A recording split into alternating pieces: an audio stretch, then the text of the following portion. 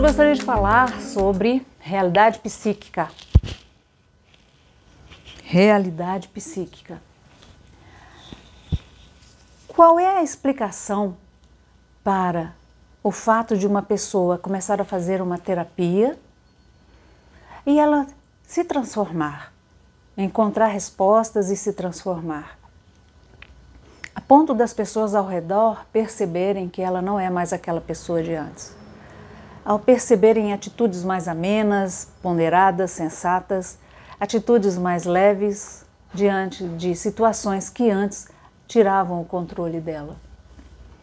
É a mudança de paradigma, é a mudança de olhar a respeito das situações. Já ouviu, né, aquela frase, cada pessoa observa a mesma situação por um ângulo diferente. Por isso que quando a gente entra numa ação judicial, é preciso que sejam levantados os fatos e ouvidas as testemunhas, porque cada pessoa tem um olhar e à medida que as pessoas vão falando o que sentem, o que viram, o que pensaram, chega-se a uma conclusão mais fidedigna, o mais possível. Ok.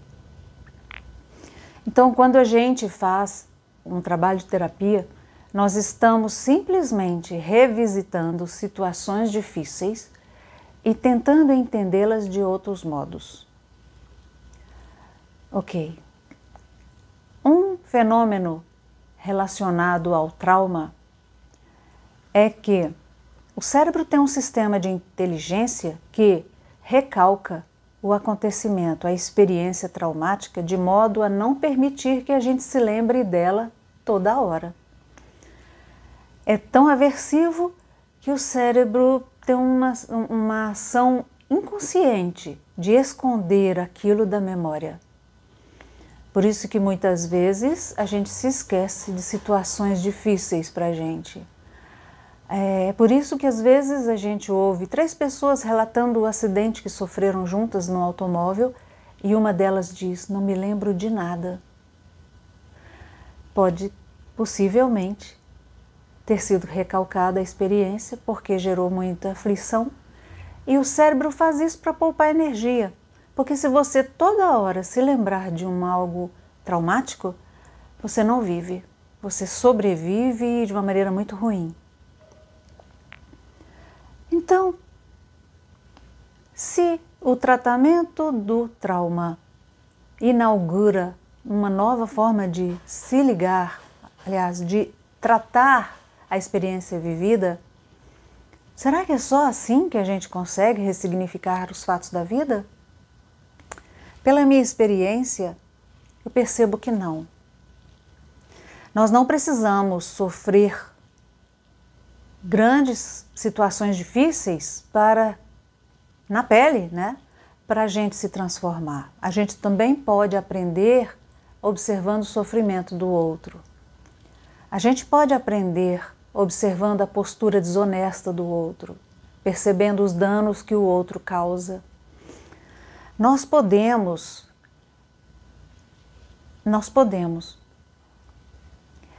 Então, a minha fala é para dizer o seguinte: pense agora no problema que te aflige, no problema que tira sua paz, no problema que você carrega como se fosse algo assim extremamente desconhecido, algo que te desalenta e ao mesmo tempo te desorienta porque você não sabe como lidar ou resolver. E você tem o desânimo de às vezes fazer uma terapia porque não sabe quanto tempo vai precisar para resolver. Ok. Eu gosto muito da palavra escrita. Se você colocar no papel o seu problema escrito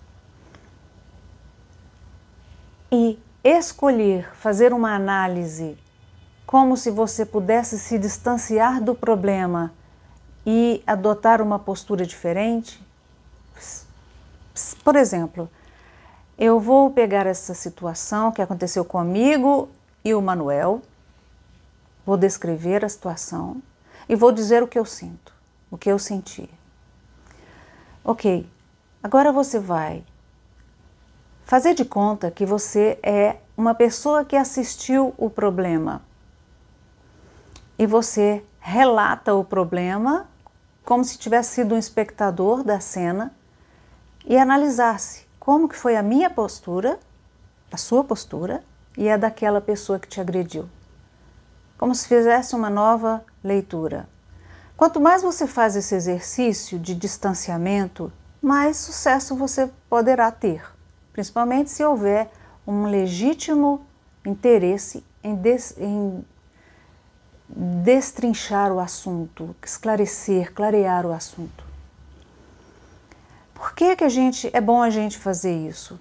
Porque muitas vezes a postura que nós temos diante daquilo que nos fazem pode estar carregada de autovitimismo, de narcisismo, de egoísmo, de egocentrismo. A gente se coloca numa situação de estar cheio de direitos, e não analisa o direito do outro, e não analisa que essa situação em que a gente espera que o outro se desdobre e faça aquilo que queremos, a gente não dá direito ao outro de também ter direito, né?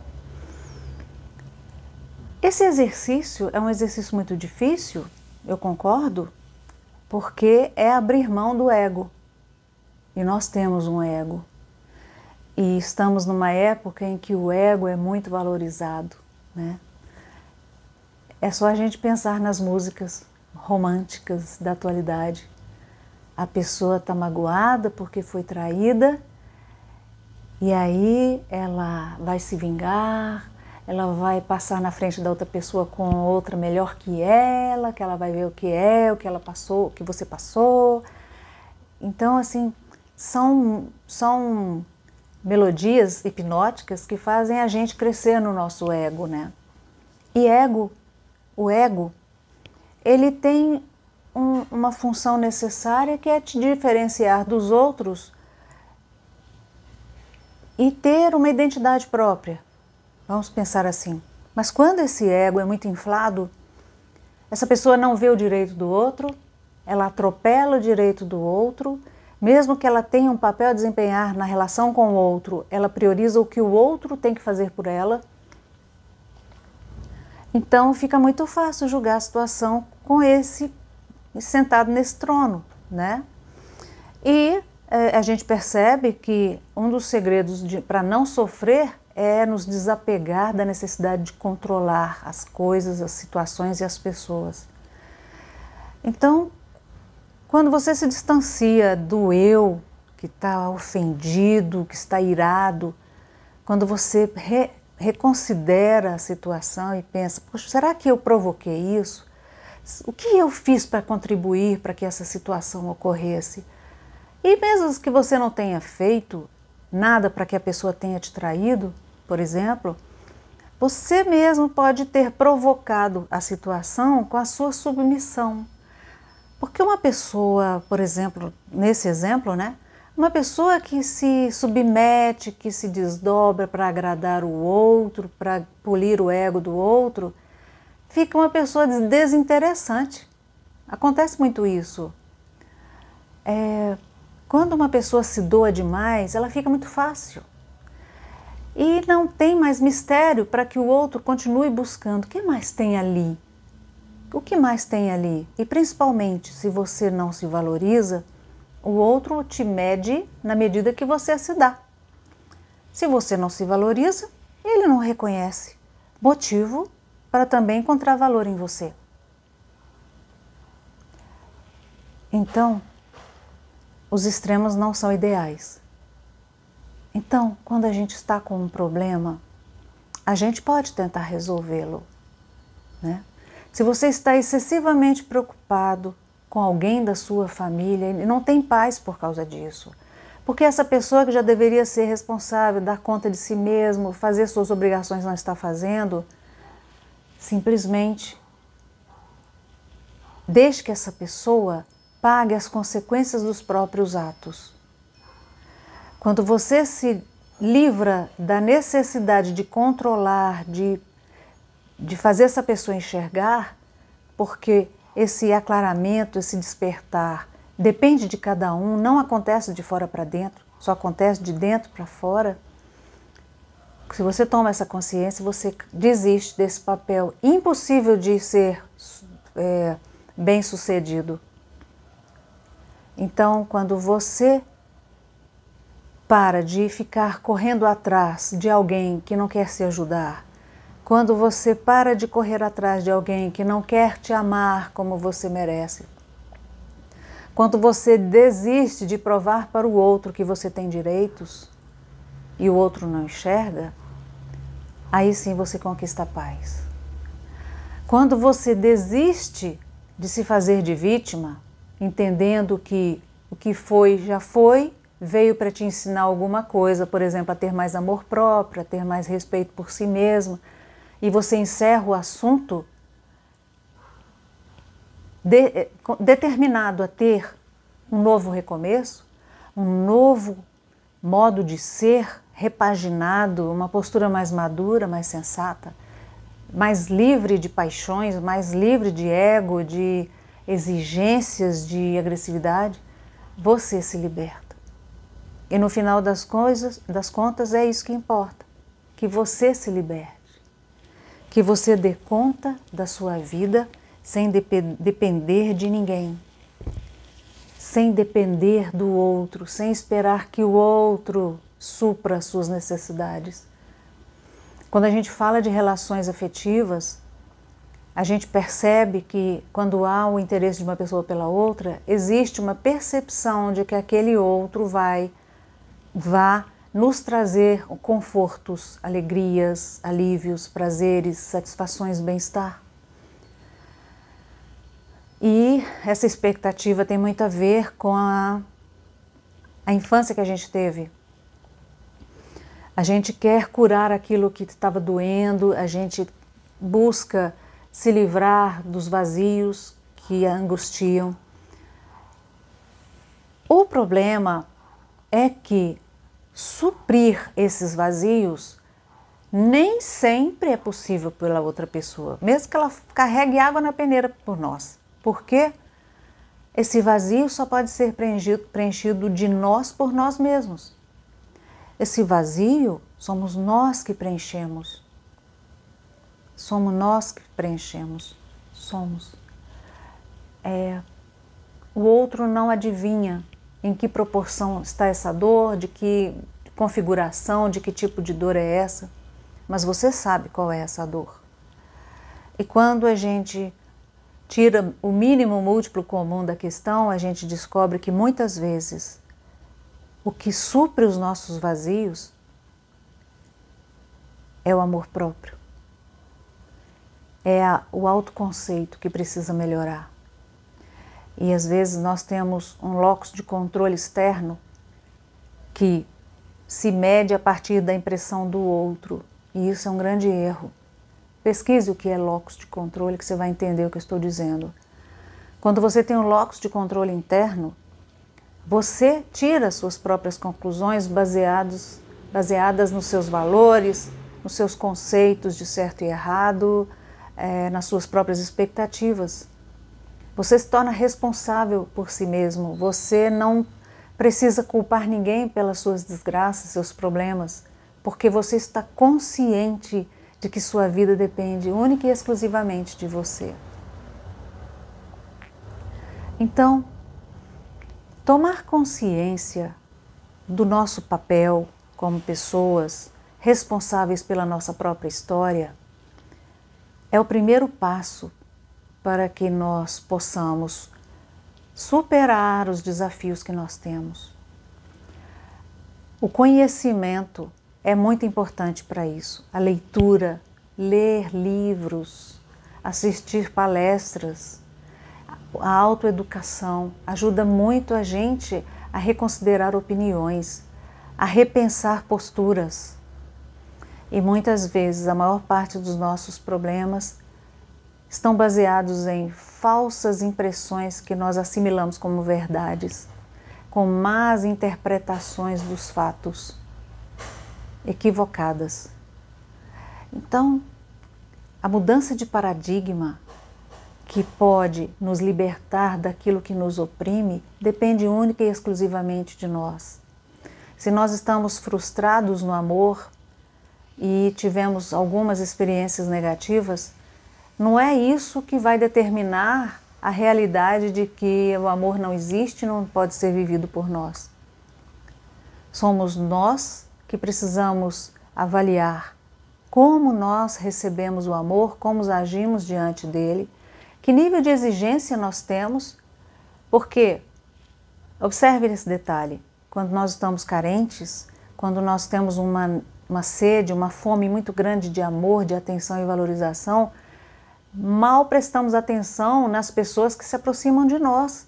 Ao invés de focar na pessoa e entender quem é essa pessoa, o que ela pode me trazer, o que eu posso dar a ela, nós simplesmente focamos naquilo que queremos e cegamente ficamos esperando. A gente dá ali uma caixinha de bombom e espera duas. E não avaliamos o perfil da pessoa que está ali com atenção, porque Yogananda fala uma frase que diz que as tragédias não vêm para nos maltratar, nos castigar, mas para nos libertar a partir do aprendizado. Então, se nós temos uma experiência negativa com as pessoas, em termos de experiências de traição, de maus tratos, somos nós que não estamos prestando atenção nas pessoas que estão se aproximando de nós. Nós estamos com a nossa defesa muito aberta e deixando que qualquer pessoa se aproxime de nós. O problema não é falta de amor no mundo, o problema é não saber escolher as pessoas que colocamos nas nossas vidas. E muitas vezes estamos programados para buscar só pessoas complicadas, porque tem uma história lá atrás que precisa ser tratada. Nosso pai foi complicado, nossa mãe foi complicada, nossa tia, nossa avó, o primeiro namorado, o segundo namorado, o terceiro namorado, aí pronto, pifa, desiste, acabou, chega, tô cansado. Não é por aí. É como esses óculos que as pessoas que têm daltonismo usam para enxergarem as cores, sabe? O daltônico enxerga um leque de cores menor e esse leque varia de tipo de daltonismo para outra. E existem óculos que a pessoa usa e ela consegue enxergar as cores. E é emocionante você ver a pessoa percebendo as cores. Imagina a gente não perceber as cores do mundo, né? Então é a mesma coisa. É a disponibilidade que nós assumimos de olhar por outras lentes o que nos acontece.